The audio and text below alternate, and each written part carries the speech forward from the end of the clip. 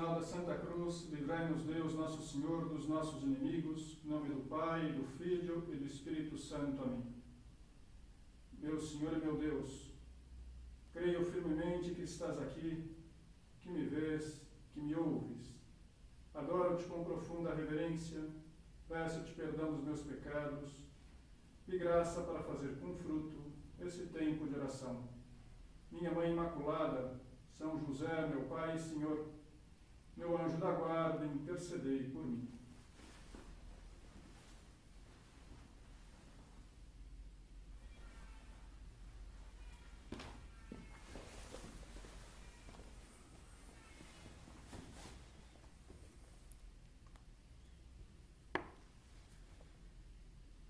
O mês de maio é o mês das mães, um mês muito especial para cada um de nós. Celebramos com alegria o Dia das Mães. Em particular, nos enchemos de agradecimento à nossa própria mãe, aquela que nos gerou e a quem estamos chamados a honrar e amar de um modo muito especial, tanto no caso de que ainda viva entre nós, como no caso de já ter partido deste mundo para a vida eterna, porque mesmo assim a nossa união com ela permanece pelos vínculos espirituais. E para os católicos também é um mês muito especial, porque é o mês de Nossa Senhora, Mãe de Deus e Mãe Nossa, nossa Mãe espiritual, a quem tanto temos uma dívida de gratidão, porque ela nos gerou para a vida cristã, ainda que nem todos compreendem isso. Uma vez um evangélico estava conversando com Madre Teresa de Calcutá e começou a atacar a igreja, atacar os católicos, porque, dizia ele, os católicos demonstram muita veneração, muito amor a Maria, e principalmente porque oram, pedem através de Nossa Senhora, rezam, invocando Maria. E dizia esse evangélico para Santa Teresa de Calcutá que era preciso pedir tudo diretamente a Cristo. E foi falando isso e outras coisas críticas em relação à igreja. Madre Teresa, com toda a paciência do mundo, escutou ele, deixou que ele criticasse, que dissesse o que pensava, e ao final, quando ele termina, ela simplesmente diz uma frase: muito bem, mas sem Maria não tem Jesus. O evangélico, ao escutar essas palavras, ficou petrificado. Se vê que tinha ficado abalado pela força com que Madre Teresa afirmou isso. Não criticou mais, se despediu, foi embora. E no Natal daquele ano, enviou um cartão para Madre Teresa, manifestando que realmente tinha entendido as suas palavras, porque colocou escrito no cartão: sem Maria não tem Jesus. Que bom se nós também entendêssemos melhor essa verdade, que Jesus só pôde vir à Terra para nos trazer a salvação, nos tornar filhos de Deus, porque Nossa Senhora aceitou ser a sua mãe, porque ela disse sim ao arcanjo Gabriel, com essas palavras tão conhecidas que rezamos no Ângelus: faça-se em mim segundo a tua palavra. Sendo assim, foi através dela que nós nos tornamos filhos de Deus. Ela é nossa mãe espiritual. Através dela, Cristo veio ao mundo e nós recebemos a vida nova, a vida da graça. Além disso, para não ficar lugar à dúvida, o próprio Jesus nos deu a sua mãe como mãe para cada um de nós, quando estava no alto da cruz.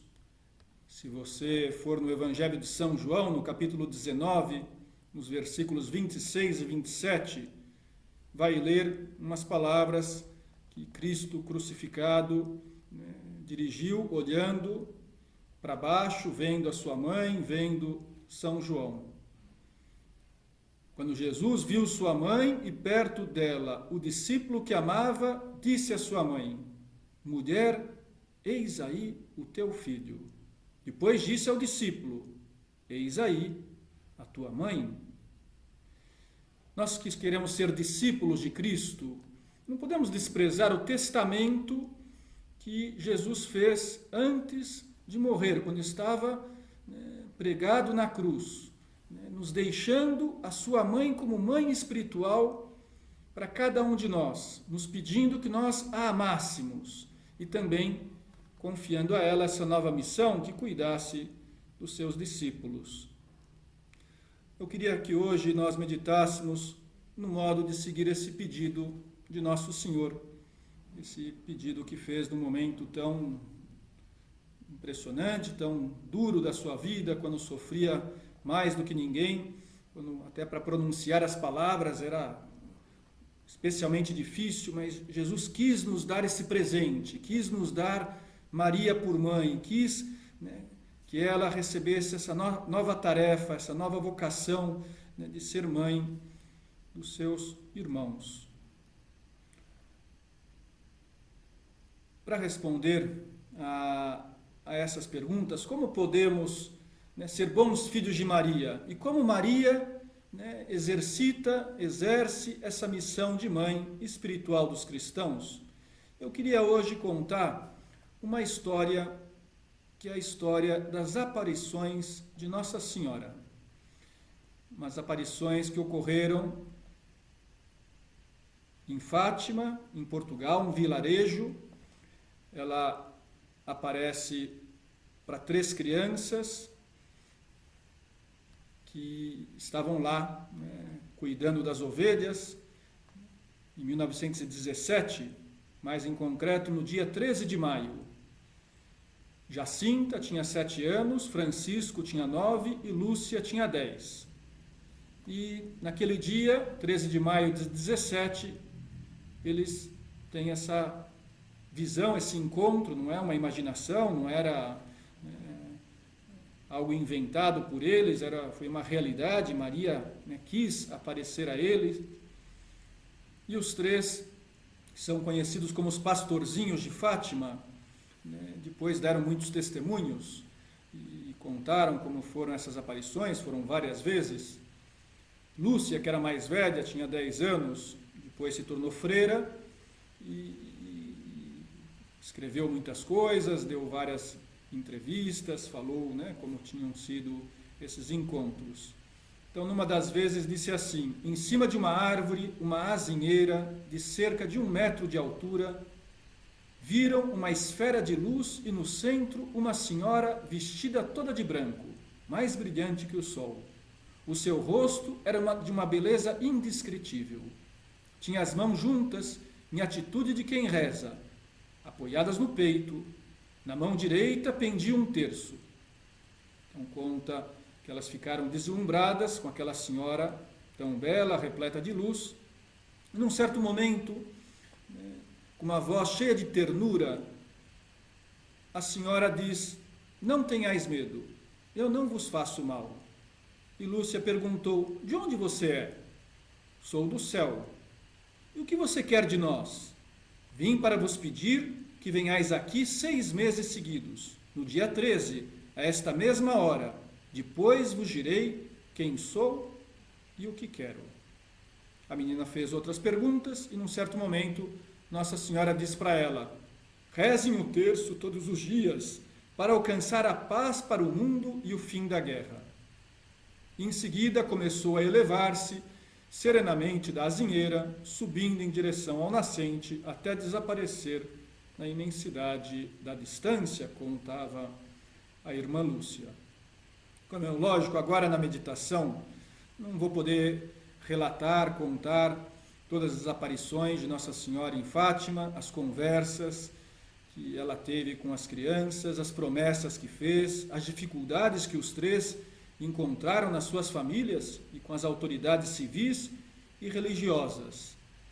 Também não poderei falar com calma do milagre do sol, o sol que parou no céu e dançou diante da multidão de cerca de 70.000 pessoas. Estavam reunidas em Fátima para ver o que Nossa Senhora tinha dito aos pastorzinhos que ia acontecer no 13 de outubro, ao meio-dia. E foi impressionante, durante cerca de 10 minutos, Segundo contam os jornais da época, o sol girou por 3 vezes no firmamento numa velocidade incrível.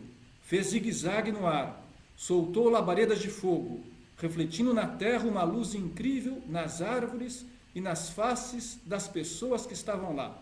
A cor do sol passou do vermelho para o laranja, para o violeta, e depois de 10 minutos voltou ao seu lugar. Muitos pensaram que era o fim do mundo, fizeram atos de contrição, e mesmo os incrédulos, que foram lá para dizer que tudo aquilo era uma farsa, tiveram que admitir que tinha ocorrido o milagre anunciado por Nossa Senhora. Um deles, o Marquês da Cruz, que tinha ido lá para fazer troça de tudo, ao final disse: ó meu Deus, como é grande vosso poder. A multidão se alvoroçou, cheia de alegria, dizendo: milagre, milagre! Nossa Senhora fez o milagre, bendito seja Deus. Poderia contar muitas coisas, mas o que eu te sugiro, se você quiser, é que você depois procure ler esse livro, Nossa Senhora de Fátima, de William Walsh, da editora Quadrante, porque isso que eu estou contando está aqui e muitos outros fatos e acontecimentos relacionados com as aparições de Fátima. Agora, o que importa para nós nessa meditação não é tanto falar do milagre, não é falar das aparições como realidades extraordinárias, até porque o mais provável é que Nossa Senhora não apareça para nós e que nós não vejamos milagres em vida. O que é fundamental, o que eu queria que nós tirássemos desse acontecimento tão marcante, são 2 coisas. Primeiro, que foi um sinal palpável do desvelo de Nossa Senhora pelos seus filhos e filhas, porque essas aparições em Fátima nos devem dar uma grande segurança de que, como uma boa mãe, Nossa Senhora está atenta às nossas necessidades e vela por nós, se for necessário, quando foi necessário, até de um modo extraordinário. Estavam na Guerra Mundial, Nossa Senhora aparece naquele momento tão dramático da história da humanidade, por carinho, por compaixão da humanidade. Em segundo lugar, este acontecimento nos confirma o valor da oração, em concreto, o valor do terço, como uma forma de demonstrarmos carinho à Virgem Maria e como um meio para alcançarmos as graças que necessitamos para nós e para os outros. Em relação a isso, tem um fato até divertido que ocorreu com os 3 pastorzinhos de Fátima. Antes das aparições e do pedido de Nossa Senhora para que rezassem o terço todos os dias, eles eram pequenininhos, custava para eles ficar rezando 50 Ave-Marias, os 5 mistérios do terço.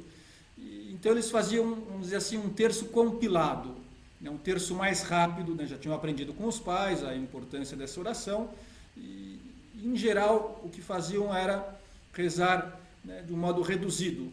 Então, ao invés de dizer o Pai Nosso e Ave Maria completos, o que eles faziam?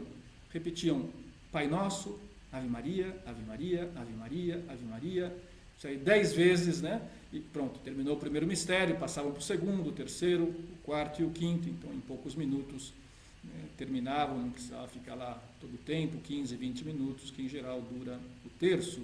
Só que depois que Nossa Senhora aparece e pede, e confia que essa intenção para eles, a paz do mundo, o fim da guerra, aí sim eles rezam o terço direitinho, completo, todos os dias, sem reduzir as orações. Só que não ficaram só na oração do terço. O encontro com a Santíssima Virgem foi tão impressionante, marcou tanto o coraçãozinho deles, que cresceram muito no amor a Deus, no desejo de ser santos. No livro fica claro como em muito pouco tempo começaram a levar uma vida de uma grande união com Deus. Rezavam muito, ofereciam sacrifícios a Deus, ajudavam os outros, praticavam as virtudes, a paciência, a fortaleza, a humildade, a fé, a caridade. Ao falar com Nossa Senhora, os 3 entenderam que precisavam lutar para ser santos de verdade. Numa das aparições, os pastorzinhos conversando com Nossa Senhora, perguntam, em concreto, Lúcia, diz para ela: queria pedir-lhe para nos levar para o céu. Sim, a Jacinta e o Francisco levo-os em breve, mas tu ficas cá mais algum tempo. Jesus quer servir-te de ti para me fazer conhecer e amar. Ele quer estabelecer no mundo a devoção ao meu imaculado coração. Fico cá sozinha? Perguntou Lúcia, assustada. Não, filha, não desanimes, eu nunca te deixarei. O meu coração imaculado será o teu refúgio e o caminho que te conduzirá a Deus. Impressiona muito pensar que essa promessa que Nossa Senhora fez se cumpriu literalmente, porque a menina Jacinta, que tinha 7 anos, morreu com 10 anos. Foi para o céu. O menino Francisco, 1 ano depois daquele encontro, também com 10 anos. E Lúcia se tornou religiosa e viveu até os 97 anos, como Nossa Senhora tinha profetizado que viveria muito tempo. No ano 2017, o Papa Francisco canonizou Jacinta e Francisco, comprovando que realmente estão no céu, que podem ser invocados por nós, como Santa Jacinta e São Francisco. Eu acredito que a irmã Lúcia também um dia será canonizada, morreu ainda há pouco tempo, faz 15 anos, e levou uma vida muito santa. Santidade que é o nosso passaporte para o céu e sinal claro de como Nossa Senhora deu para os pastorzinhos a maior graça que poderia ter dado como mãe espiritual. Foi a felicidade para sempre junto de Deus no céu. Graças a essa pandemia que estamos passando nesse momento, muitas pessoas têm percebido que a vida é passageira, estão se aproximando mais de Deus, estão mudando o seu modo de pensar e agir, levando mais a sério os ensinamentos de Cristo. E não podemos perder de vista que entre esses ensinamentos de Nosso Senhor encontra-se a filiação a Maria, que saibamos recorrer a ela nas nossas dificuldades, que procuremos honrá-la através de uma vida santa. Isso é um bom modo de sermos filhos de Maria. E como vamos fazer isso? Eu dizia que a história de Fátima nos ajuda a responder, e penso que todos nós já chegamos a essa resposta: rezar o terço.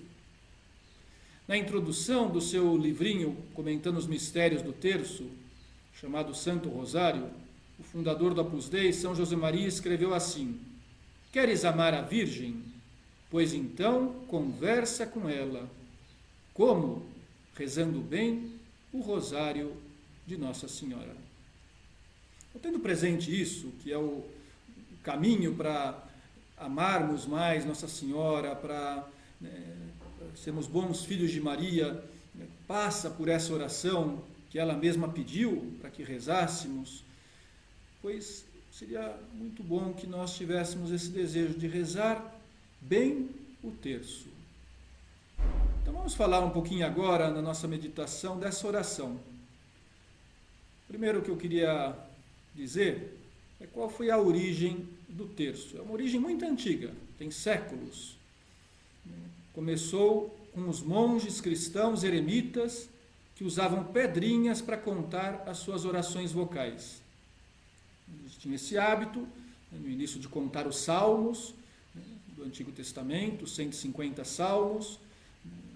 Depois se começa a fazer, em vez de um salmo, uma Ave Maria, e se rezam 150 Ave Marias, que é o rosário completo. Mais para frente, o Papa João Paulo II introduziu 5 novos mistérios, os mistérios luminosos. Então agora temos 20 mistérios da vida de Cristo, de Nossa Senhora, os mistérios gozosos, da infância do menino Jesus, os mistérios da luz, que falam da vida pública de Nosso Senhor, depois os mistérios dolorosos, que são esses mistérios da paixão e da morte de Jesus na cruz, e por fim os mistérios gloriosos, que estamos vivendo especialmente nesse período da ressurreição, da ascensão do Senhor aos céus, que são os últimos mistérios.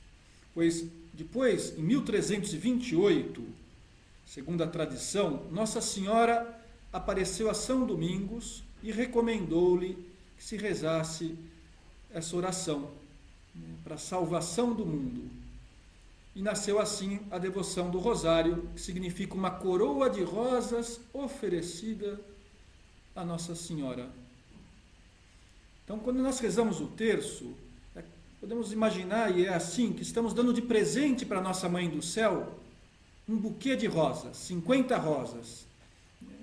Cada Ave Maria é uma rosa que oferecemos a ela.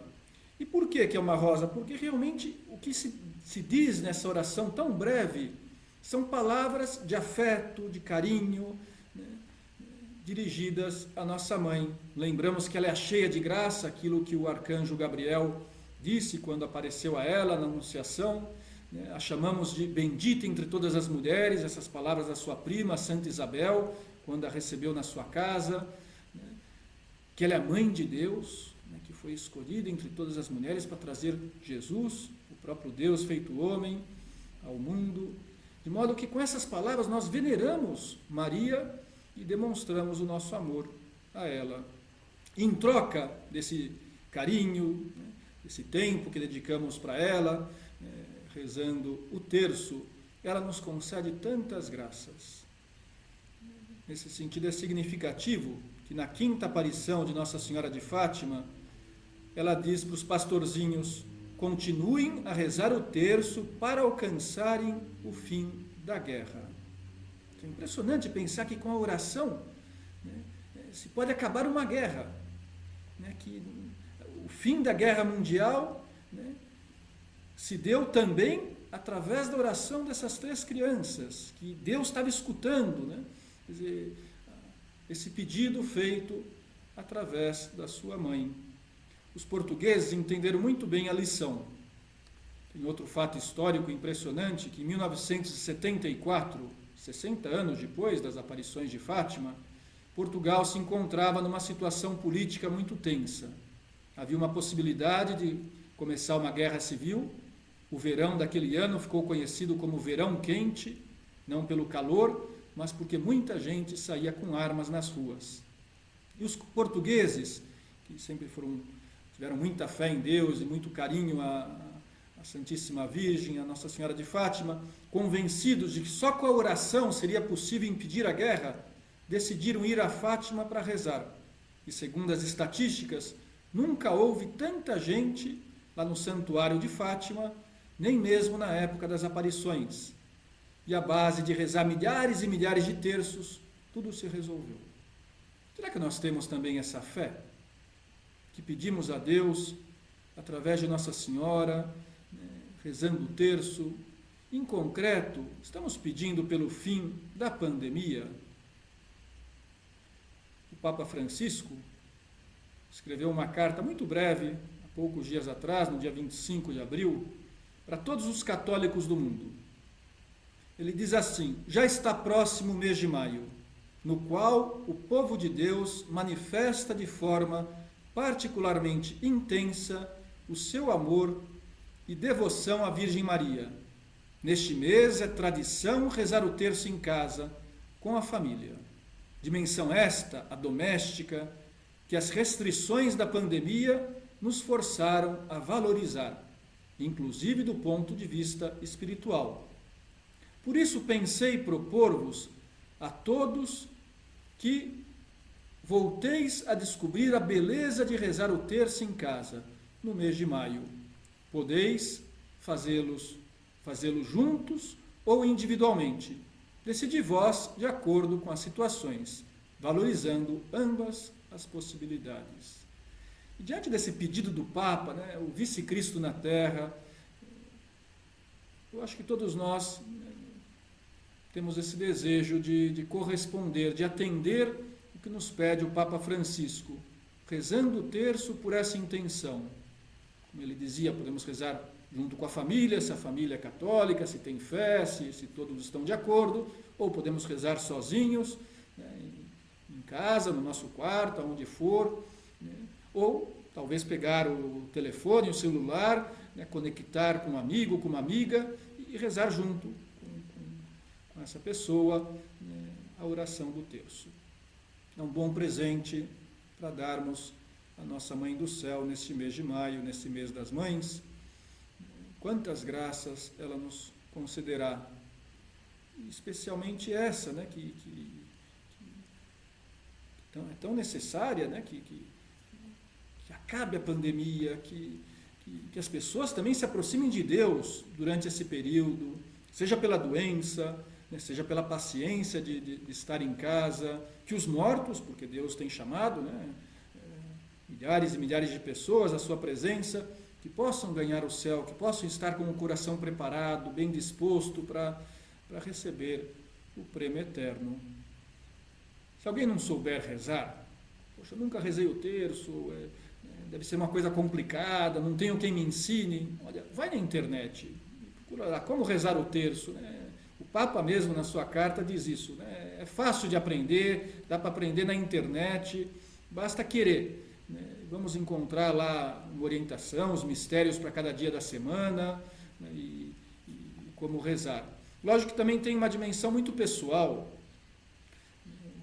O São José Maria às vezes dizia assim, que da mesma forma que num aperto de mão, esse aperto pode ser mais forte, mais intenso, menos intenso, dependendo da amizade, do carinho que temos àquela pessoa. Também, ao rezar essa oração, cada um de nós deve colocar o coração, para rezar com fé, para rezar, né, quer dizer, pensando nas palavras, né, para colocar, né, intenções, né, talvez em cada mistério. E mesmo que a gente se distraia, isso também deve nos consolar. Nossa Senhora fica contente, porque ela sabe que nós somos fracos, que não é tão simples, né, se concentrar durante, né, 50 Ave-Marias e às vezes a cabeça vai embora, a imaginação, né, se desvia um pouco, mas se há esse desejo de rezar bem, esse esforço pessoal, se procuramos até escolher, né, o melhor momento e fazemos o que está da nossa parte, com certeza essa oração agrada a nossa Mãe do Céu e nos consegue, através dela, muitas graças. Então, o importante é rezar, né? Se costuma dizer que o pior terço é o terço não rezado. Entre rezar um pouquinho distraídos ou não rezar, vamos rezar. Também pode nos consolar pensar que o Papa Emérito, o Papa Bento XVI, que é um homem de oração, né, um homem tão santo, quer dizer, que ele diz que se distrai, às vezes rezando o terço. Reza todos os dias, mas nem sempre consegue se concentrar totalmente. Então, não tem problema. Santa Teresinha do Menino Jesus, né, também, né, se distraía. Né, nós somos normais, de carne e osso, santos, né, não eram pessoas, né, de outro mundo. Não, eram pessoas como nós, com virtudes e defeitos, com vitórias e derrotas, né, com lutas. O importante é isso, é lutar para estarmos mais perto de Deus, para amarmos mais Jesus, né, Cristo aqui no sacrário, que vocês não estão podendo, né, visitar, a grande parte das pessoas, nas capelas, porque as igrejas estão fechadas, mas, né, sim que podem, né, visitá-lo com o coração, né, podem adorá-lo, né, espiritualmente, né, e pedir a Nossa Senhora, né, que nos leve ao seu Filho, porque a oração do terço também é uma oração cristológica, é uma oração que nos aproxima de Cristo, que nos leva a Deus. Termino com um pedacinho da oração que o Papa escreveu para rezar depois do terço, agora em maio. Ele sugere 2 orações, são orações até longas, que estão aí no site do Vaticano, que é fácil de encontrar, e numa delas o Papa diz assim: a vossa proteção recorremos, Santa Mãe de Deus. Na dramática situação atual, carregada de sofrimentos e angústias que oprimem o mundo inteiro, recorremos a vós, Mãe de Deus e nossa Mãe, refugiando-nos sob a vossa proteção. Mãe de Deus e nossa Mãe, alcançai-nos de Deus, Pai de misericórdia, que essa dura prova termine e volte um horizonte de esperança e paz.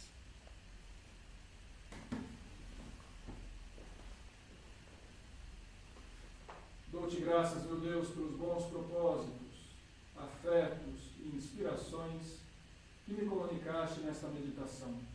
Peço-te ajuda para os pôr em prática. Minha Mãe Imaculada, São José, meu Pai e Senhor, meu anjo da guarda, intercedei por mim.